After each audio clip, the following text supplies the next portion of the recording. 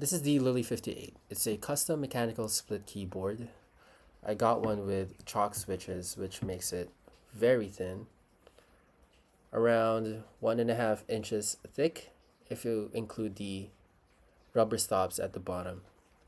This is the QMK version, so it's always wired. This is the aux cable that connects the two sides, and then you connect it to your computer with this USB-C to USB-C cable. I got these from Posture Atelier. Links in the description. I'm not sponsored by them. This is an open source design. Anyone can make this keyboard. I got these for $230, 13,000 Philippine pesos, pre-soldered, so I still needed to do a little bit of assembly on my own.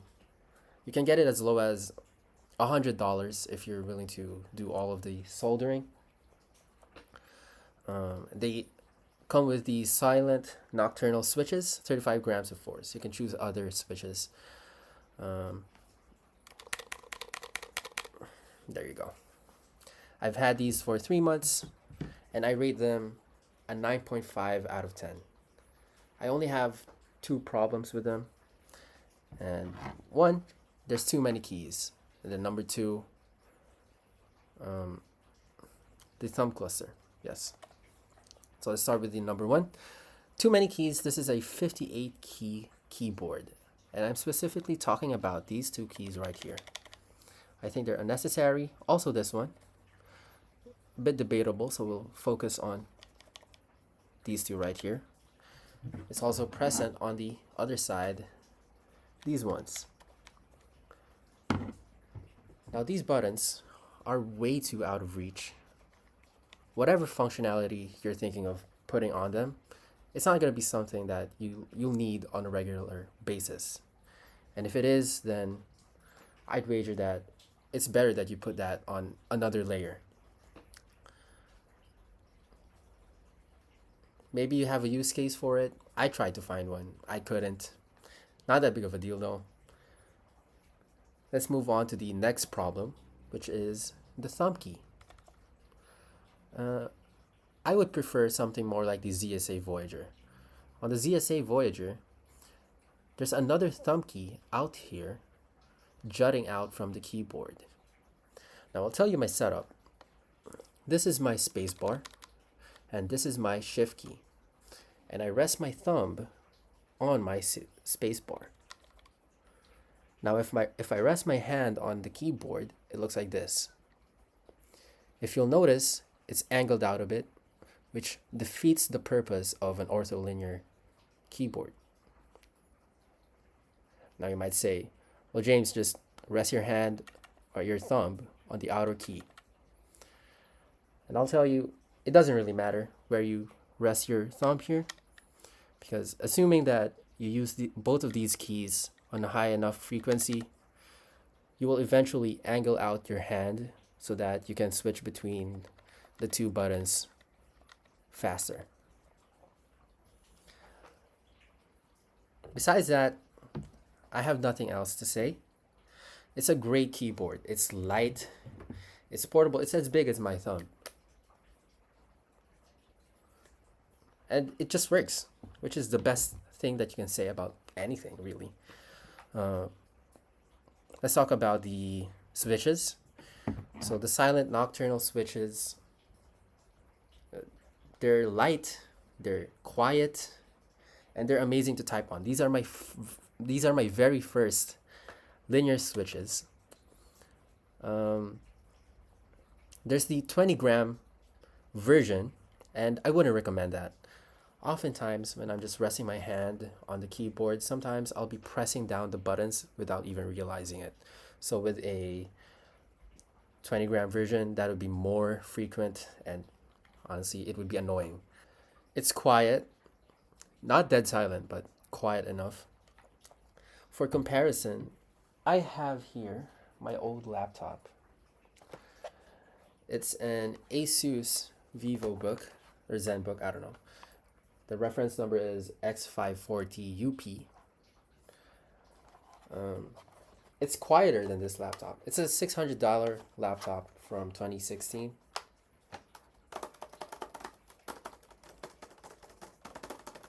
Pretty loud. I'm recording from a MacBook Air, M4 MacBook Air. So there you go. Now, the Lily58, in comparison to the M4 MacBook Air keyboard, when it comes to loudness, I'd say they're pretty much equal. The difference is the tone. So the MacBook Air keyboard is brighter, and this is a bit more. This has a deeper tone to it. In a dead silent environment like this, you will hear it. But with a little bit of background noise, it's pretty much negligible. And with these switches, you really are your own worst enemy when it comes to the sound. If you don't want to make any noise, it's possible. Just control your presses, and it'll be super quiet. But if you're like me, I press these keys super hard. They always hit the PCB case, which is pretty noisy. I type this loud. Yeah. So let's talk about the QMK firmware now, which is the thing that gets me most excited about custom keyboards. So I actually run a custom keyboard layout here. I'll show you. It's a variant, a modified version of Colejak DH right here, optimized for programming. And with QMK, I can remap the layout of this keyboard on the firmware level. Now, whenever I connect this keyboard to any device, it's going to have my custom layout, which is amazing.